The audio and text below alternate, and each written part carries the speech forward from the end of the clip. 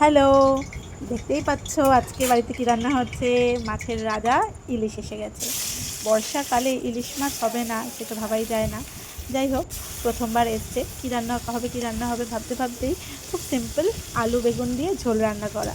খুব সিম্পল হলেও খেতে কিন্তু দুর্দান্ত। তো তেল গরম করে নিয়ে ইলিশ মাছগুলো হালকা ভেজে, খুব কড়া করে ভাজার দরকার নেই, হালকা ভেজে তুলে নিলেই হলো।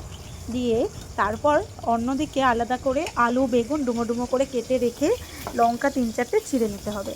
তারপর মাছের তেল, যেখানে মাছ ভাজা হয়েছে তার মধ্যেই অল্প করে কালো জিরে ফোড়ন দিয়ে ওই ডুমো ডুমো করে কেটে রাখা বেগুন আর আলুগুলো দিয়ে ভালো করে নেড়ে চেড়ে নিতে হবে।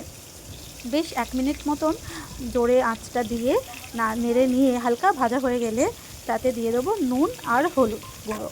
তাহলে মশলা বলতে এখানে কিন্তু এটুকুই, আর কোনো বাড়তি মশলার দরকার নেই, কারণ ইলিশের নিজের অনন্য একখানা জিনিস। তারপরে হলুদ আর নুন নিয়ে বেশ কিছুক্ষণ ভাজা হয়ে গেলে ঢেলে দিতে হবে জল। আর যেহেতু পাতলা ঝোলটাই খেতে দুর্দান্ত, তাই অনেকটা পরিমাণে জল দিলেও কিন্তু কোনো অসুবিধা নেই। তারপরে বেশ ফুটে এলে চাপা দিয়ে সিদ্ধ করে নিতে হবে আলু বেগুনটা।